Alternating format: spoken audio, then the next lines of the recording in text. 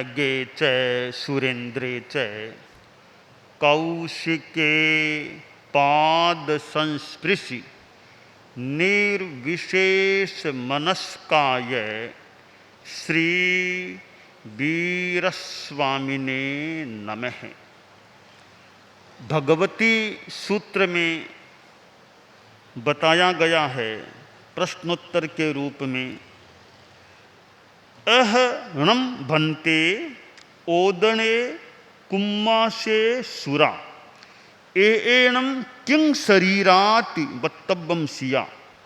गोयमा ओदणे कुम्माशे सुरा ये जे घणे दब्बे एएणम पुब्ब भाव पण्णवनम पडुच्च वनस्सै जीव शरीरा तवोपच्छा सत्थातीया सत्थ परिणामिया अगणित झामिया अगणित झूसिया अगणित परिणामिया अगणित जीव शरीराति वत्तव्यम सिया। सुरा ए जे दवे दब्बे एएणम पुब्ब भाव पण्णवनम पडुच्च आउ जीव शरीरा तओपच्छा सत्थातीया जाव अगणित जीव शरीराति वत्तव्यम सिया। प्रश्न किया गया है कि भन्ते ओदन होता है, कुलमास है, सुरा है, ये किन जीवों के शरीर हैं, किन जीवों का शरीर इन्हें कहा जाए। गौतम, ओदन, कुलमास और सुरा में जो सघन द्रव्य हैं वे पूर्व पर्याय प्रज्ञापन की अपेक्षा से वनस्पति जीवों के शरीर हैं। कि ये ओदन है, कुलमास, सुरा, 3 नाम दिए गए हैं, ये कौन से जीवों के शरीर हैं। चावल है, चावलों को सिजा लिया, गरम कर लिया, हमारे सामने खाने के लिए तैयार हैं, अग्नि से परिणामित कर लिया गया है। अब प्रश्न है कि वो चावल है जो खाना है, वो 6 काय के जीवों में से किस काय का वो शरीर है। एक बात यह है कि जो कुछ भी हमारे सामने दृश्य चीजें हैं वे या तो जीवित शरीर हैं या जीव मुक्त शरीर हैं। अब चावल मेरे सामने पड़े हैं, मुझे मान लो खाने हैं, गरम किए हुए हैं, सिजाए हुए हैं, वे चावल कौन सी काय के हैं, 6 काय में से किस काय का यह शरीर है। तो यहाँ शास्त्रकार ने बताया है कि जैसे ओदन, कुलमास और सुरा 3 बातें, 3 चीजें बताई गई हैं कि पूर्व पर्याय प्रज्ञापन की अपेक्षा तो वनस्पति शरीर हैं, पूर्व पर्याय की अपेक्षा वनस्पति शरीर हैं। उसके पश्चात वे शस्त्रातीत हो गए, उनको अग्नि से शोषित कर लिया गया, अग्नि रूप में परिणत कर लिया गया, तो फिर वे अग्नि जीवों के शरीर कहला सकते हैं। अब वो पका हुआ चावल है, अग्नि से संस्कारित किया हुआ, उसे अग्नि जीवों का शरीर भी कहा जा सकता है, क्योंकि अब वो प्रक्रिया से जब अग्नि में पकाया गया है तो वैसे पूर्व पर्याय की अपेक्षा वनस्पति का शरीर है। अब वर्तमान में वह अग्नि से संस्कारित हो गया है, तो अब उनको अग्नि जीवों का शरीर कहा जा सकता है।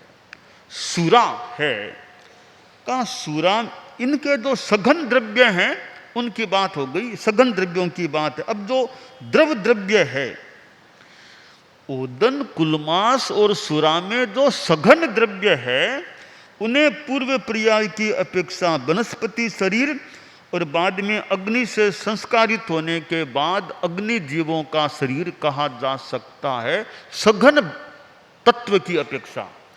अब जो सुरा है कि सुरा में जो द्रव तत्व, द्रव द्रव्य है वह पूर्व पर्याय की अपेक्षा तो जल जीवों का शरीर है। बाद में वह अग्नि से संस्कारित हुआ है, तो फिर उसे अग्नि जीवों का शरीर कहा जा सकता है।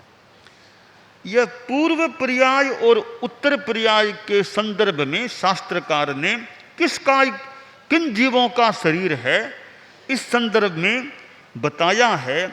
इसी प्रकार लोहा, तांबा, रांगा, सीसा, पाषाण और कसौटी ये किन जीवों के शरीर हैं? तो पूर्व पर्याय की अपेक्षा तो ये पृथ्वी जीवों के शरीर हैं, और बाद में वे अग्नि रूप में परिणत हो जाते हैं तो अग्नि जीवों का शरीर कहा जा सकता है। इसी प्रकार अस्थि हड्डी है, दग्ध अस्थि जली हुई हड्डी है, चर्म है, दग्ध चर्म है, रोम है, दग्ध रोम है, सींग है, दग्ध सींग है, खुर है, दग्ध खुर है, नख है, दग्ध नख है। इन्हें किन जीवों का शरीर कहा जा सकता है? तो गौतम के नाम उत्तर, ये अस्थि यानी हड्डी, चर्म, रोम, सींग, खुर, नख ये 30 प्राण जीवों के शरीर होते हैं। बाद में जब दग्ध हो जाएं, अग्नि से वो परिणामित हो जाएं, तो इनको पूर्व पर्याय की अपेक्षा तो 30 प्राण जीवों के शरीर और अग्नि परिणामित होने के बाद इन्हें अग्नि जीवों का शरीर कहा जा सकता है। तो इस प्रकार के ये पूर्व पर्याय और बाद की पर्याय के संदर्भ में कौन से काय का शरीर है, यह एक बात भगवती सूत्र में बताई गई है। यह एक पर्याय परिवर्तन का सिद्धांत है, परिणमन का सिद्धांत है कि पदार्थों में, जीवों के शरीरों में भी यह परिणमन हो सकता है, नया परिणमन हो सकता है। तो हम इस परिणमन की बात को इस प्रकार भी ग्रहण करें कि यह परिवर्तन है, तो परिवर्तन तो आता है, स्थायित्व भी है पदार्थ में, तो परिवर्तन भी है। अब वृद्धावस्था है तो वह भी परिवर्तन है। एक बचपन का समय होता है, फिर मान लो युवा अवस्था आ जाती है, जिनका आयुष्य लंबा हो तो वृद्धावस्था भी आ जाती है। अब जीवन में ये अवस्थाएं आती हैं कि आदमी सजग रहे कि बचपन का जीवन किस प्रकार का चलता है, युवा अवस्था में किस प्रकार का, और वृद्धावस्था में किस प्रकार का चलता है। जीवन को 3 भागों में यूं बांटा जाता है, बचपन, जवानी, बुढ़ापा। और उम्र के हिसाब से देखें तो 30 वर्ष तक का एक जीवन है, 30 से 60 तक का एक दूसरा पार्ट मान लो, 60 के बाद का फिर सारा तीसरा पार्ट मान ले। तो ये परिवर्तन तो जीवन में होता है, शरीर में भी होता है, आदमी की प्रकृति में भी कई बार परिवर्तन हो सकता है। तो शरीर में परिवर्तन होते हैं, वो कुछ तो वो होते ही हैं। हर जगह परिवर्तन को रोकना तो कठिन काम है। जैसे अब 15 वर्ष का, 12 वर्ष का जो बालक है, उसका जिस प्रकार का शरीर है, तो 82 वर्ष आने के बाद वो तो शरीर का क्रम रहना मुश्किल है। भले प्रयोग कर लो, कुछ कर लो, पर कुछ तो अवस्था का वो जो परिणाम आता है, वो तो मान लो आकृति में, एक शरीर में मान के चले कुछ तो आना संभव है। इस परिवर्तन के साथ में आदमी अपना थोड़ा क्रम जीवन शैली का अच्छा रखे कि मैं बचपन में था तब ठीक है, खेलता कूदता दौड़ता भागता सीढ़ियाँ चढ़ता, एक साथ सीढ़ियाँ कई लांग देता उतर जाता, कहाँ कितनी सीढ़ियाँ उतर जाता चढ़ जाता है, वही दौड़ते दौड़ते चढ़ जाता उतर जाता। तो वो बचपन का समय था। आज मैं 82 वर्ष में कोई आदमी वो उसी तरह के सीढ़ियों में दौड़ूंगा उतरूंगा, तो पहली बात है वो कईयों के तो मुश्किल है, वो घुटने भी इतने सक्षम नहीं है कि बच्चे की तरह सीढ़ियों पर क्यों दौड़ता हुआ चढ़े उतरे। कुछ चढ़ उतर सकता भी है तो सावधानी रखो, बच्चे की तरह अब नहीं चलना है, धीरे धीरे सावधानी। हमारे साधु साधियाँ हैं, थोड़े अवस्था प्राप्त हो जाते हैं तो फिर सावधानी रखनी चाहिए चलने में, उठने में। कि टॉयलेट में जाना तो वहाँ भी आला गीला आंगना है तो सावधानी, वरना कोई पैर फिसल जाए तो कहीं समस्या खड़ी हो सकती है। तो वृद्धावस्था में सावधानी भी आदमी को रखनी चाहिए और अपना जो भी धार्मिक साधना का क्रम है, मेरा शरीर ठीक रह सके, उसके प्रति भी जागरूकता रखी जा सकती है। तो शरीर में परिवर्तन आते हैं, मोटे मोटे परिवर्तन जब आते हैं तो उसके साथ जीवन शैली में भी परिवर्तन आना चाहिए।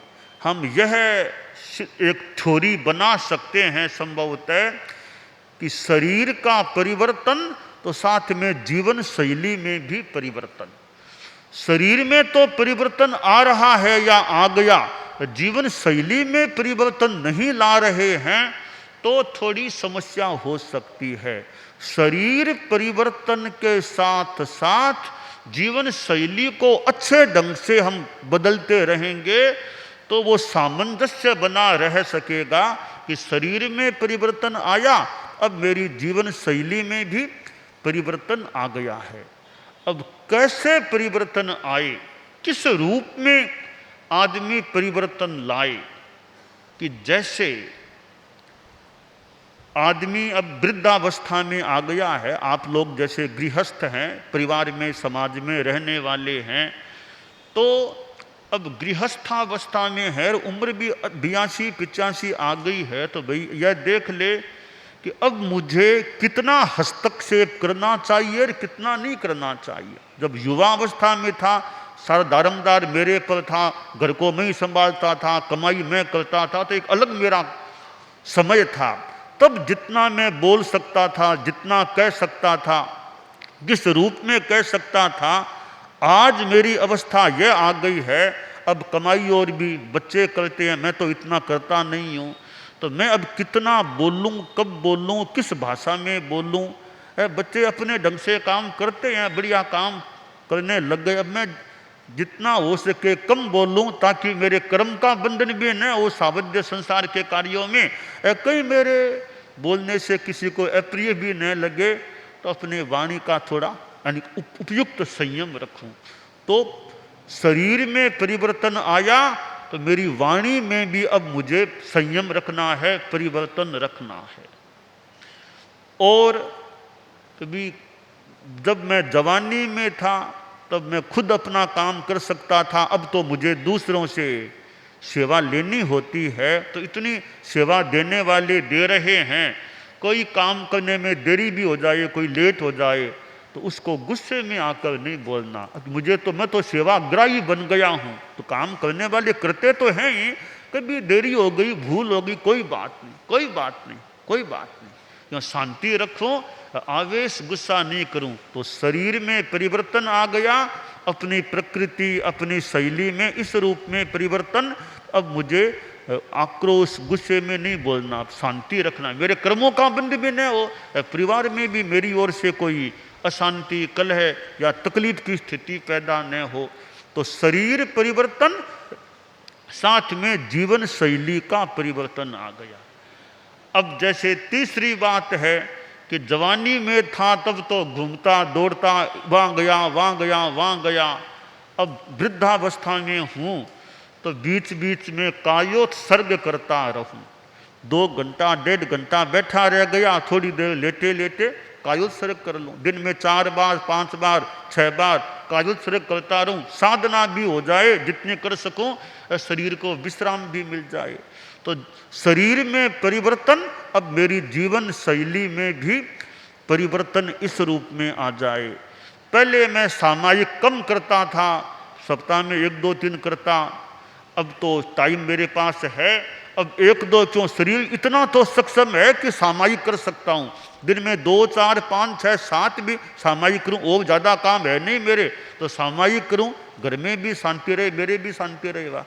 अपनी सामायिक करूं, स्वाध्याय करूं, जप करूं, आत्मा का कल्याण हो, तो घर में भी शांति, मैं न ज़्यादा बोलूं करूं। तो यूँ शरीर में परिवर्तन आया तो जीवन शैली में भी परिवर्तन आ गया।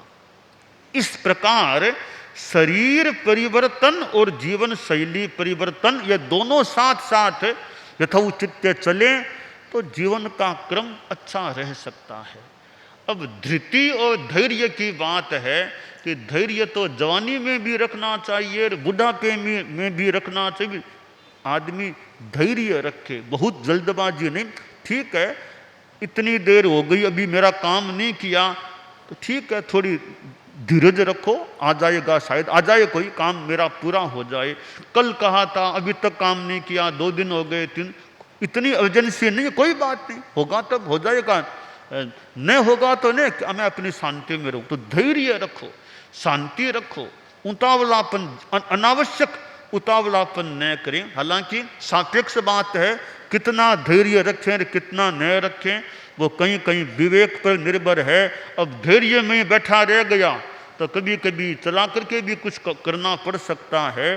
तो धैर्य कहाँ रखना और कितना रखना, यह भी संभवतः है सापेक्ष बात हो सकती है कि 10,000 तक किसी विषय में तो प्रतीक्षा कर लें, हर बात में 10,000 तक प्रयास करें, यह भी उचित हो या न हो। भी देखते हैं काम होने वाला नहीं है तो और कोई रास्ता ले लें। फिर कि जैसे वो किसी साधु को मान लो अब कंठस्थ करना है, कभी एक आगम को याद करने का प्रयास शुरू किया, 1 साल हो गया, 2 साल हो गया, 3 साल हो गया, याद होता नहीं है। कहीं धैर्य रखो, प्रयास करते रहो।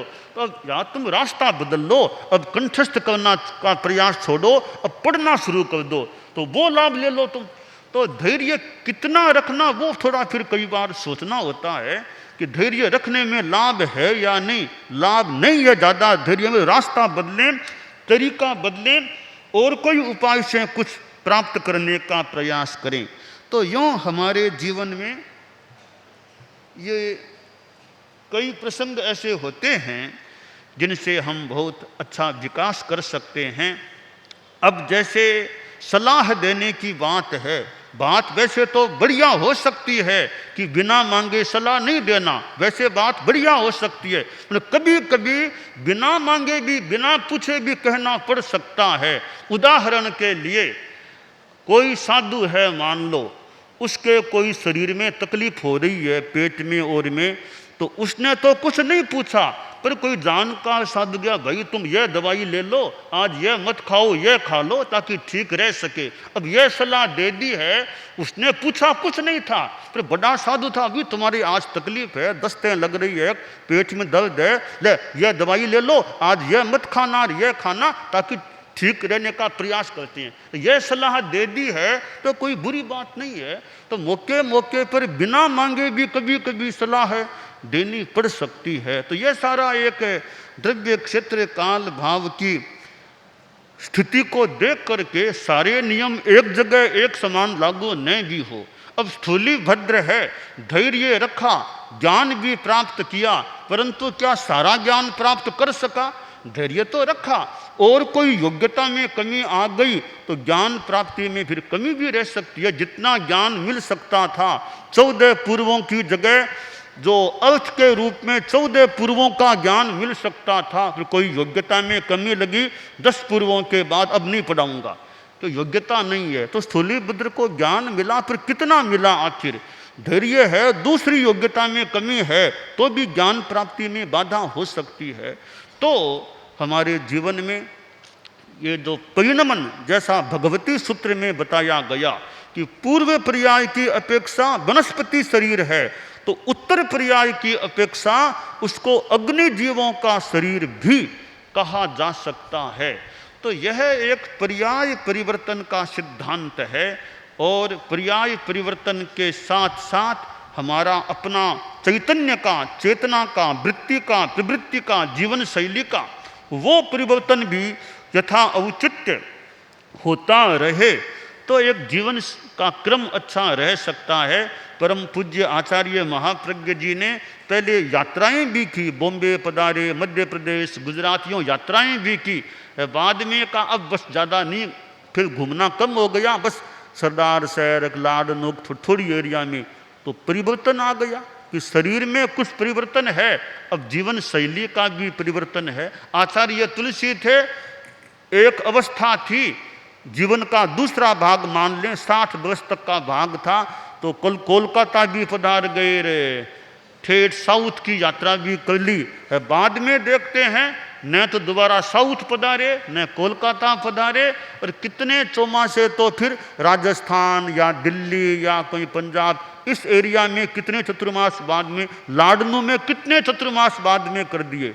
तो शरीर में परिवर्तन आ गया तो जीवन शैली में भी परिवर्तन आ गया। जैन विश्व भारती में कितना लंबा प्रवास भी कितनी बार कर लिया था, तो शरीर में परिवर्तन आ गया तो जीवन शैली में भी परिवर्तन आ गया, और दोनों में वो सामंजस्य रहता है तो जीवन की गाड़ी ठीक तरह चल सकती है। तो इस प्रकार ये जो भगवती सूत्र में जो ये अग्नि जीवों का शरीर और पहले वनस्पति जीवों का शरीर कहा जा सकता है, यह एक पर्याय परिवर्तन की थ्योरी है या बात है। हम इस थ्योरी को अपने जीवन क्रम के साथ भी जोड़ सकते हैं। कैसे शरीर में जो जो परिवर्तन, बड़े परिवर्तन आए, त्यों त्यों हमारी जीवन शैली में परिवर्तन आ जाए। तो मेरा एक वक्तव्य का सारांश यह है कि हम शरीर परिवर्तन के साथ साथ जीवन शैली में भी परिवर्तन यथोचित लाएं तो हमारा जीवन का क्रम अच्छा रह सकता है। दानान शेठम अभय पयाणम सच्चेषु या अणवज्जं वयन्ति तवेषु या उत्तम बंभचेरम लोगुत्तमे समणेनाय पुत्ते।